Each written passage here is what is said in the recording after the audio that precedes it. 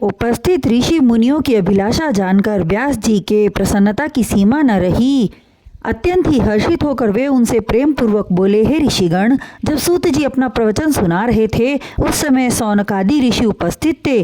सूत जी ऋषि समूह से विनम्र संबोधन सहित बोले, हे ऋषिगण, अब मैं आप सबको लीलाधर श्री कृष्ण मुरारी की कथा सुनाता हूँ। आप सब ध्यान मग्न होकर सुनिए। सूत जी कहने लगे, जिस समय महात्मा सुखदेव जी बाल्यकाल में यज्ञोपवीत संस्कार से पहले संसार रूपी माया को त्याग कर, घर परिवार को त्याग कर तपस्या करने के लिए वन को चल दिए, उस समय सुखदेव जी के पिता श्री वेद व्यास जी ने अपने पुत्र की विरक्ति देखी। वेद व्यास जी स्वयं को रोक न सके और पुत्र मोह से अभिभूत होकर सुखदेव जी के पीछे दौड़ पड़े एवं पुकारने लगे, हे वत्स, तुम इस तरह हम लोगों को छोड़कर कहाँ के लिए प्रस्थान कर रहे हो? कुछ पल के लिए ठहर जाओ और हमारी बात सुन लो। किंतु सुखदेव जी न रुके। वे सांसारिक मोह माया का बंधन तोड़ चुके थे। माया जाल से उन्हें घोर विरक्ति हो गई थी। अपने पिता श्री वेद व्यास जी को उत्तर देने के लिए भी वे नहीं रुके और निरंतर गति से आगे कदम बढ़ाते रहे और मन में अति गंभीर विचार करते रहे।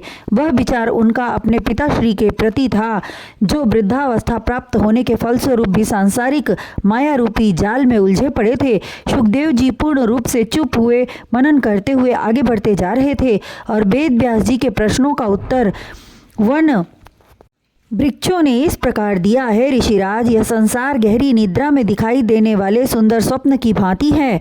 जो स्वप्न देखते समय अति प्रिय लगता है किंतु निद्रा समाप्त होते ही स्वप्न भंग हो जाता है, ठीक उसी प्रकार जीवन एक स्वप्न है जो मृत्यु प्राप्त होते ही छिन्न भिन्न हो जाता है।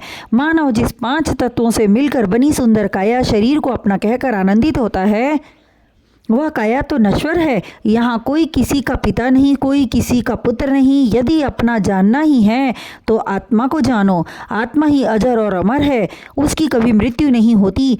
अतः हे मुनीश्वर, अब आप शांत चित्त होकर पुत्र शोक त्याग कर घर चले जाइए। इतना कहकर वृक्ष चुप हो गए, परंतु वेद व्यास जी अपने पुत्र के पीछे चलते ही गए। कुछ दूर चलने पर एक सुंदर स्वच्छ सरोवर दिखाई दिया, जहाँ देवी स्त्रियां नग्न होकर स्नान कर रही थी। उन्हें इस अवस्था में देखकर भी श्री सुखदेव जी आगे आगे चलते ही गए, किंतु देव स्त्रियों ने उन्हें देखकर भी किसी प्रकार का पर्दा न किया। परंतु थोड़ी देर बाद जब व्यास जी पधारे तो वही स्त्रियां उन्हें देखकर अपने अपने तन ढकने लगी। यह देखकर व्यास जी बोले, हे देवांगनाओं, मुझे आश्चर्य हो रहा है कि मेरे तरुण युवा पुत्र के आगमन पर तो आपने पर्दा नहीं किया, किंतु मेरे आने पर आप सभी ने पर्दा कर लिया, जबकि मैं अति वृद्ध हूँ। इसका रहस्य हमें बतलाइए।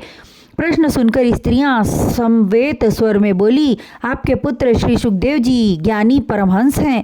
वे स्त्री पुरुष में भेद नहीं समझते, किंतु आप स्त्री पुरुष के भेद को भली भांति समझते हैं। इसी कारण हम सभी आपको आता हुआ देखकर अपने अपने अंगों को ढकने लगी। उन स्त्रियों के वचन सुनकर लज्जा का अनुभव करते हुए वेद व्यास जी अपने आश्रम के लिए वापस लौट गए। जीवा को कुछ पल का विश्राम प्रदान करने के लिए श्री सूत जी चुप हुए। तब उपस्थित ऋषियों ने पूछा, हे प्रभु, आप श्री सुखदेव जी की इतनी प्रशंसा क्यों कर रहे हैं? कृपया कारणों सहित विस्तार में बतलाइए। श्री सूत जी ऋषियों की वाणी सुनकर मुस्कुराए बिना न रह सके। उनकी शंकाओं का समाधान करने हेतु पुनः बोले, हे ऋषिगण, भव रूपी अथाह गहरे सागर से पार उतरने वाली इस कथा को संसार मृत्यु लोक से तात्पर्य रूपी जल में विस्तारित करने वाले श्री सुखदेव जी सर्वथा सम्मान के योग्य हैं। अतः वे ऋषियों में महर्षि एवं गुरुओं के भी गुरु हैं। आप लोग किसी प्रकार से शंका रूपी कीड़े को अपने मन मस्तिष्क में स्थान न पाने दें। इस कथा को सुनने से जो श्री सुखदेव जी ने सुनाया था, जीव सांसारिक मोह माया से विरक्ति प्राप्त कर ज्ञानी होकर मोक्ष पद को प्राप्त होता है। इसलिए सब मुनियों को एकाग्रचित होकर भगवत कथा को सुनना चाहिए और प्रभु का ध्यान करना चाहिए। प्रभु का ध्यान करने से मन का मैल धुल जाता है और श्री हरि की निर्मल भक्ति प्राप्त हो जाती है। प्रभु की कृपा से ही भाग्यवान मनुष्य सत्संग का लाभ उठाते हैं। भगवत भजन एवं श्री भागवत कथा सुने बिना हृदय में पवित्रता का वास नहीं होता और मन का शुद्धिकरण नहीं हो पाता। जिस तरह मनुष्य के तन में हमेशा हमेशा से 3 प्रवृत्तियां निवास करती चली आई हैं, राजसी, तामसी एवं सात्विकी। ये तीनों प्रवृत्तियां देव पूजा के नाम से जानी जाती हैं। राजसी को धुआं, तामसी को काष्ठ, लकड़ी एवं सात्विकी को अग्नि की उपमा ज्ञानी ऋषि महर्षियों ने प्रदान की है।